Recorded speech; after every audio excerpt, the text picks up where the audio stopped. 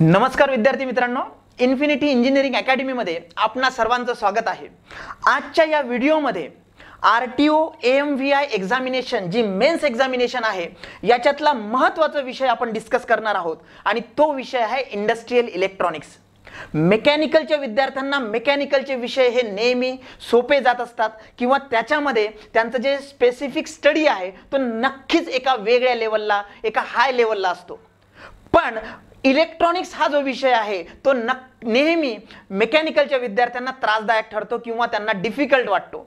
मग जे विद्यार्थी या विषयामध्ये बाजी मारतील नक्कीच तोच फरक क्रिएट होईल सिलेक्टेड कॅन्डिडेट मध्ये आणि जे विद्यार्थी सिलेक्ट होणार नाही म्हणजे तुमचे कॉम्पिटिटर।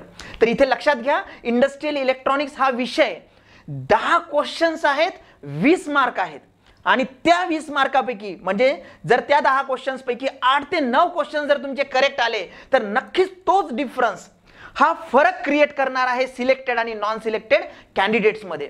आजच्या या व्हिडिओमध्ये आपण इंडस्ट्रियल इलेक्ट्रॉनिक्स सिलेबस त्यानंतर जो एनालिसिस आहे की कुठल्या टॉपिकवर किती वेटेज आलेला आहे जुन्या एक्झामिनेशन मध्ये आणि 2017 चा जो प्रीवियस इयरचा क्वेश्चन पेपर आहे इंडस्ट्रियल इलेक्ट्रॉनिक्स स्पेशली त्याचा एनालिसिस आपण चेक करणार आहोत। शेवटपर्यंत हा व्हिडिओ नक्कीच बघा, लाईक करा आणि अशाच प्रकारच्या व्हिडिओसाठी आमच्या चॅनलला सबस्क्राइब करा। चला सुरुवात करूया मित्रांनो। आपण इथे डिस्कस करणार आहोत 2017 चा प्रीवियस इयर क्वेश्चन पेपर। इथे एक लक्षात घ्या, किती क्वेश्चन्स असतात इंडस्ट्रियल इलेक्ट्रॉनिक्स। जर आपण सिलेबस बघितला तर सेक्शन ए मध्ये जो सेक्शन ए आहे त्याच्यामधला 6B हा जो विषय आहे तो विषय आहे तुमचा इंडस्ट्रियल इलेक्ट्रॉनिक्स। क्वेश्चन नंबर 111 ते 120 हे क्वेश्चन्स असतात तुमच्या आयोगाच्या पेपरमध्ये। ओके, तर सिलेबस काय आहे? सिलेबस खूप छोटा दिसतो पण त्याच्यामधले जे सब पॉइंट्स आहेत, सब टॉपिक्स आहेत हे मात्र आपल्याला लक्षात घ्यावे लागतात। डायोड मध्ये पीएन जंक्शन डायोड आहे, झीनर डायोड आहे, लाइट इमिटिंग डायोड आहे, फोटो डायोड आहे, कितीतरी प्रकार आहे डायोडचे त्यांनी मेन्शन केलेलं नाही म्हणजे क्वेश्चन्स कशावरही येऊ शकतो। डायोडचं कन्स्ट्रक्शन असेल, वर्किंग असेल, त्याच्या कॅरेक्टरिस्टिक असेल, त्याचे ॲप्लिकेशन्स असेल, हा भाग वेगळा। सेकंड जो पॉइंट आहे किंवा सिलेबसचा जो टॉपिक आहे तो आहे यूजेटी, युनी म्हणजे 1। ओके, जंक्शन म्हणजे किती जंक्शन आहे त्या याच्यामध्ये, एक जंक्शन आहे युनी म्हणजे। आणि ट्रान्झिस्टर म्हणजे काय तर ट्रान्सफर ऑफ रेजिस्टन्सचं ट्रान्सफर हा आहे यूजेटी। त्यानंतर बीजेटी। आता यूजेटी जर युनी असेल तर नक्कीच बीजेटी हा बाय असेल। मग बाय म्हणजे काय तर 2। किती जंक्शन्स आहेत? 2 जंक्शन्स आहेत पण बाय पोलार आहे हा। पोलार म्हणजे काय मग पोलॅरिटी, तर बाय पोलार जंक्शन ट्रान्झिस्टर। परत ट्रान्झिस्टर म्हणजे काय ट्रान्सफर ऑफ रेजिस्टन्स। डायोड आहे, यूजेटी आहे, बीजेटी आहे। त्यानंतर एम्प्लीफायर।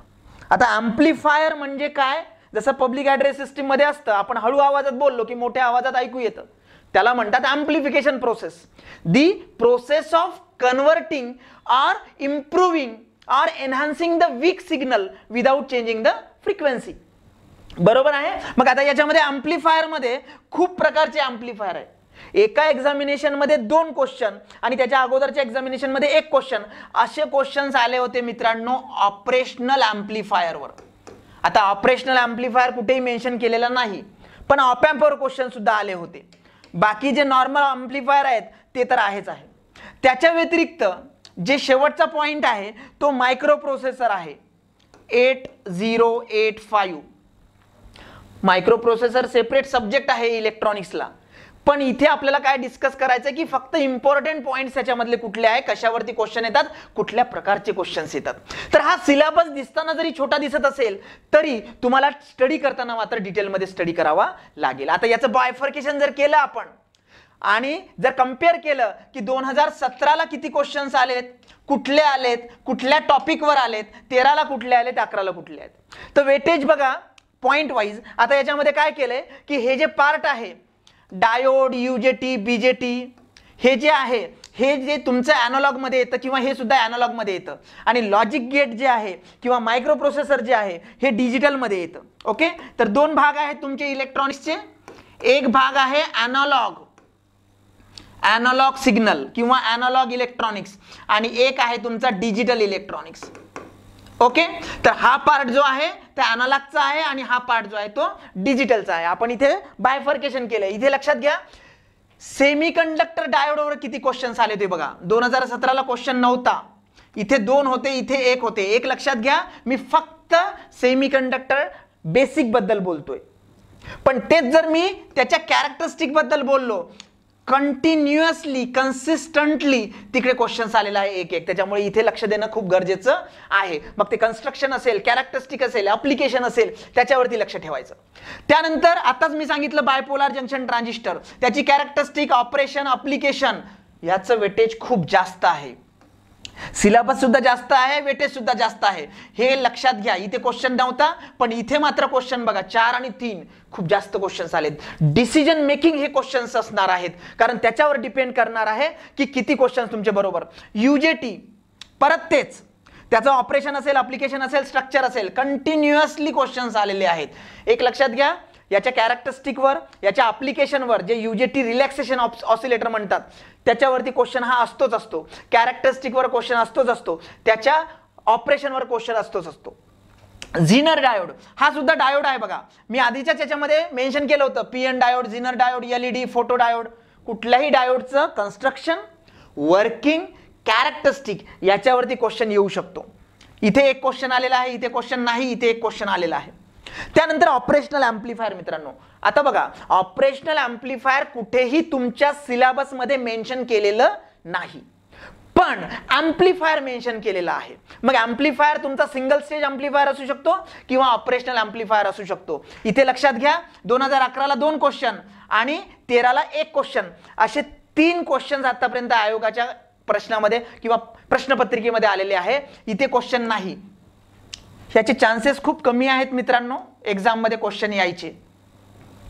त्यानंतर डिजिटलचा पार्ट जर बघितला तर लॉजिक गेट्स आहेत. Logic gate actually building block of any digital era. कुठलंही इलेक्ट्रॉनिकचं मशीन घ्या जे डिजिटलवर चालतं, कॉम्प्युटर असेल, कॅमेरा असेल, कुठलंही, त्याचं जे बेसिक बिल्डिंग ब्लॉक असतो त्याला लॉजिक गेट म्हणतात. इथे एकच क्वेश्चन आलेला आहे 2011 मध्ये, त्याच्यानंतर क्वेश्चन आलेलं नाही. आणि मायक्रो प्रोसेसरवर क्वेश्चन हे असतातच असतात. साधारणतः 2 क्वेश्चन्स तर हे असतातच तिकडे. या इथे बघा, इथे 2 क्वेश्चन, इथे 2 क्वेश्चन, इथे 1 क्वेश्चन. हे लक्षात घ्या, मायक्रो प्रोसेसरवर 2 क्वेश्चन असणार म्हणजे असणारच.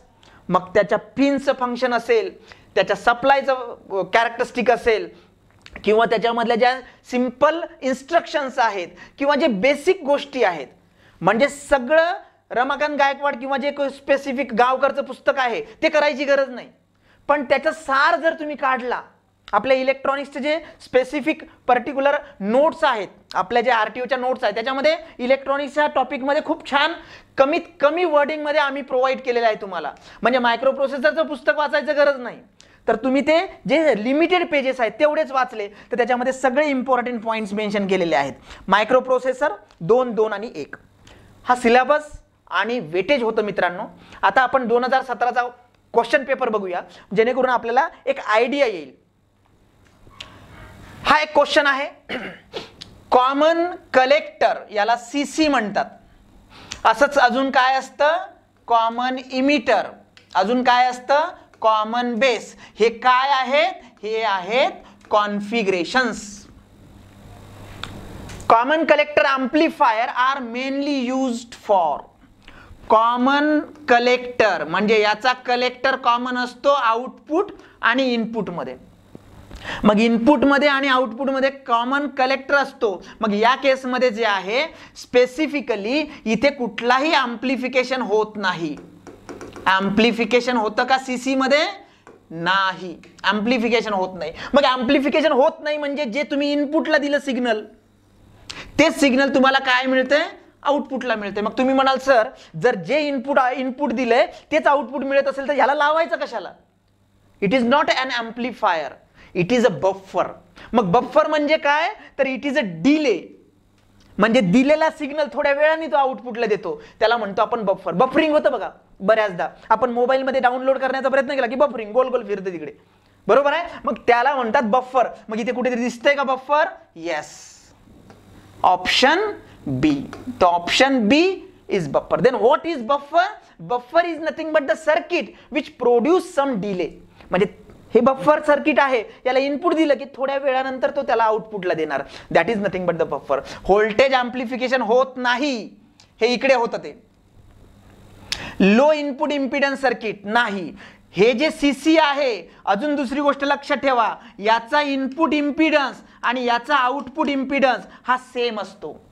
इम्पिडन्स दाखवता झेड नी, Z I is equal to Z O, म्हणून हा लो इनपुट इम्पिडन्स म्हणून काम करत नाही. मग ऑल ऑफ अबो जर एकच उत्तर असेल तर हे उत्तर राहणार नाही. Next, which of the following interrupt has the highest priority? Micro प्रोसेसरशी रिलेटेड हा क्वेश्चन आहे मित्रांनो, आणि हा एकमेव असा क्वेश्चन आहे की जो आरटीओ एएमव्हीआय एक्झामिनेशन मध्ये दोनदा विचारण्यात आलेला आहे.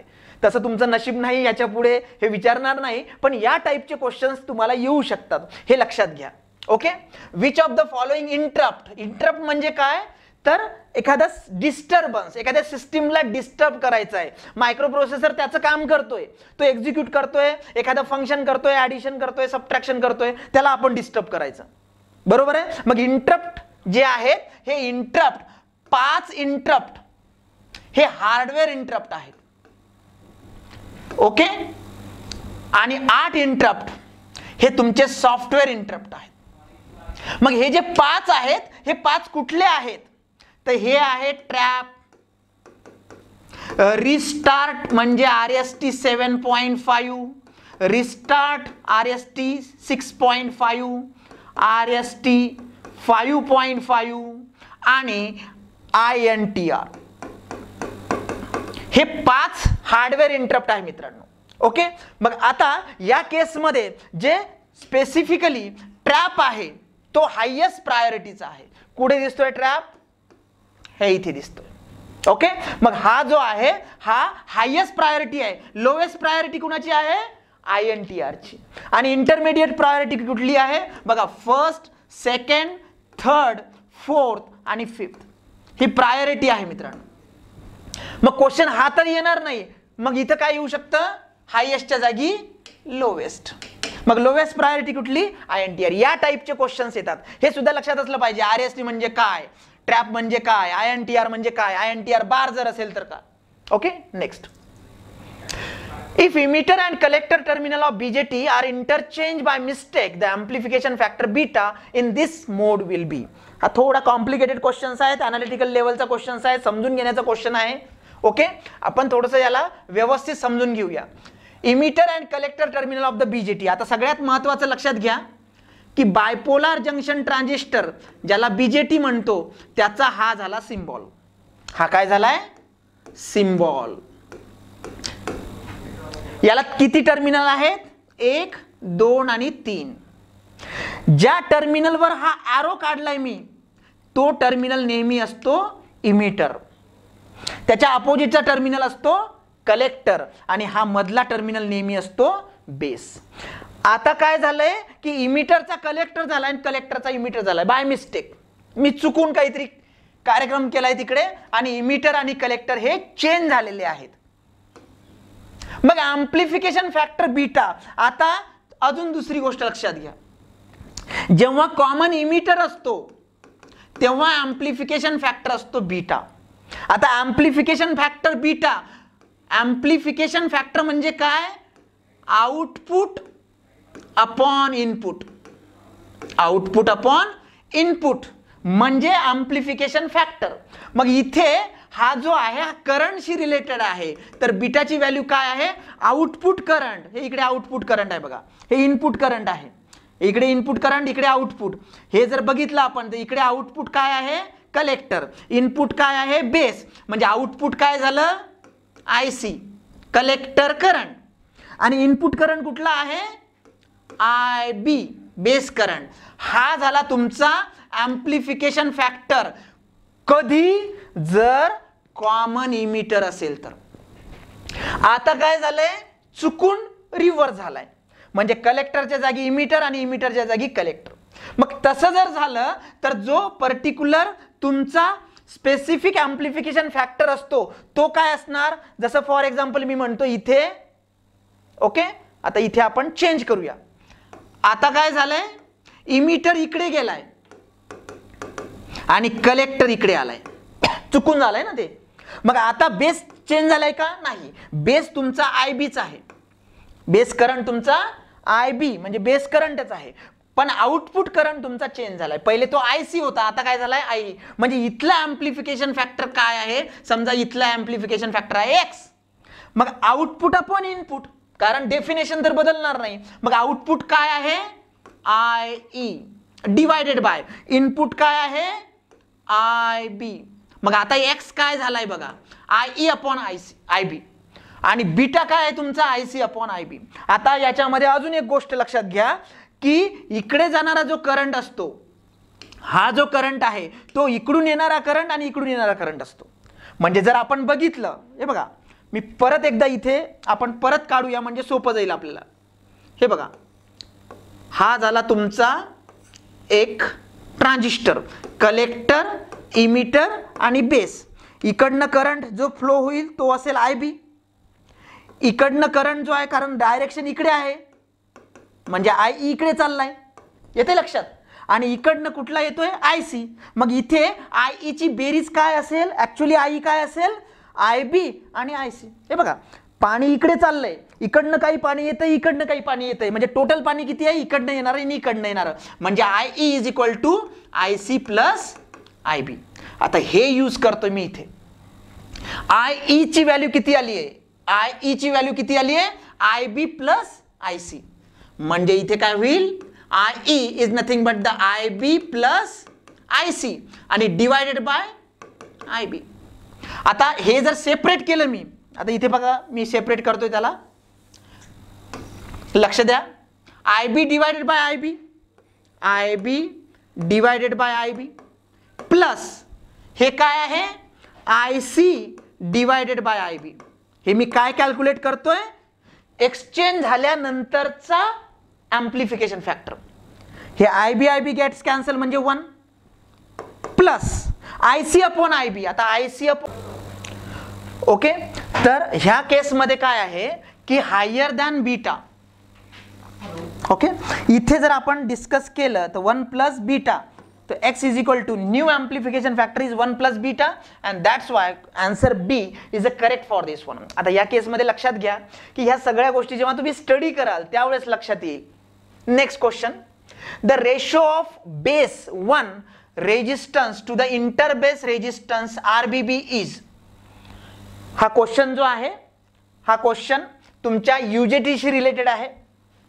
UJTचं जर इक्विव्हॅलेंट सर्किट आपण काढलं, इक्विव्हॅलेंट सर्किट ऑफ UJT, तर ते स्ट्रक्चर जे आहे, एक डायोड आहे इकडे, इथे एक रेजिस्टन्स आहे आणि इथे दुसरा रेजिस्टन्स आहे.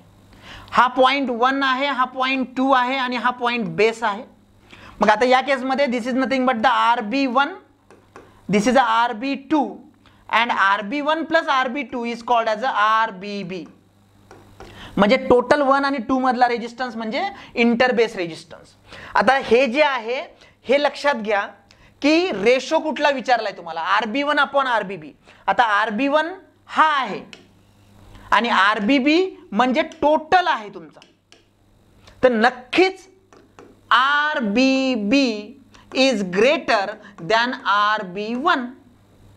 म्हणजेच काय, न्यूमेरेटर जे आहे ते छोटा आहे डिनॉमिनेटर पेक्षा, बरोबर आहे. मग आता या केसमध्ये जी व्हॅल्यू असते, ज्याला इंटरबेस रेजिस्टन्स म्हणतो आपण, ती व्हॅल्यू काय होणार आहे, जर डिनॉमिनेटर हाय असेल तर definitely it is less than 1 आणि याला म्हणतात इंट्रिन्सिक स्टँड ऑफ रेशो.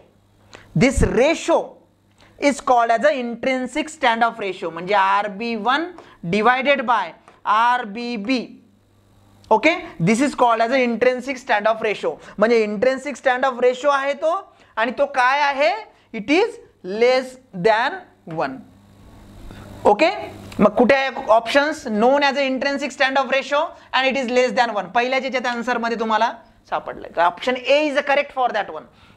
पण पहिला जरी बरोबर असेल तरी बाकीचे जे ऑप्शन्स आहेत ते सुद्धा तुम्हाला वाचावे लागतील. का? कारण जर एखाद्या पर्टिक्युलर दुसराही ऑप्शन रिलेटेड असेल तर इकडे चौथा ऑप्शन काय असतो? बोथ ए अँड बी. बरोबर आहे. त्याच्यामुळे ह्या गोष्टी लक्षात ठेवा. Next question. UJT can be use as a relaxation oscillator. आताच मी सुरुवातीला इंट्रोडक्शन मध्ये सांगितलं की UJTच्या ऍप्लिकेशनवर क्वेश्चन असतोच असतो आणि त्याचं एकमेव जे महत्त्वाचं ऍप्लिकेशन आहे ते आहे रिलॅक्सेशन ऑसिलेटर, जो ऑसिलेशन जनरेट करतो, वेव्ह फॉर्म जनरेट करतो. UJT can be use as a relaxation oscillator because of its. तुम्ही लक्षात घ्या, जर कॅरेक्टरिस्टिक काढली आपण तर कॅरेक्टरिस्टिक व्होल्टेज आणि करंट मधली असते. and this is just like this one. This is a UJT characteristic. आता या केस मध्ये इकडे जे आहे स्पेसिफिकली इकडे व्होल्टेज आहे आणि इकडे करंट आहे. ओके. मग आता या UJT शी रिलेटेड व्होल्टेज आणि करंट मधली ही कॅरेक्टरिस्टिक आहे. हा व्हॅली पॉइंट आहे, हा पीक पॉइंट आहे. ओके. जर आपण काही स्पेसिफिक एरिया बघितला इथून इथपर्यंतचा तर या एरियामध्ये करंट वाढत जातोय आणि व्होल्टेज काय होतंय? कमी होतंय. That is called as a negative resistance region. कारण आपल्याला माहिती आहे रेजिस्टन्सचं आणि याचं रिलेशन काय आहे ते. मग हा जो एरिया आहे हा आहे निगेटिव्ह रेजिस्टन्स रिजन आणि या रिजन मुळेच जो UJT आहे तो काय म्हणून काम करत असतो? रिलॅक्सेशन ऑसिलेटर म्हणून काम करत असतो. Next question. Diode is a unilateral. Diode. Di म्हणजे दोन. ओके. आणि जे त्याला टर्मिनल्स आहेत त्याच्यामुळे त्याला म्हणतात डायोड. युनिलॅटरल. हे बघा, युनिलॅटरल, बायलॅटरल, युनिपोलार, बायपोलार, ह्या सगळ्या टर्मिनॉलॉजी लक्षात घ्या. युनिलॅटरल म्हणजे जे direction of current is only in one direction.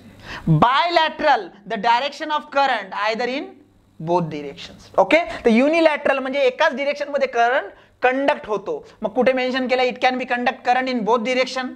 याला बायलॅटरल म्हणतो आपण. It can conduct current in only one direction म्हणजेच unilateral. It is a symmetrical in fabrication. हा पार्ट कन्स्ट्रक्शनचा आहे नाही. It power rating is too low. It is not also correct answer.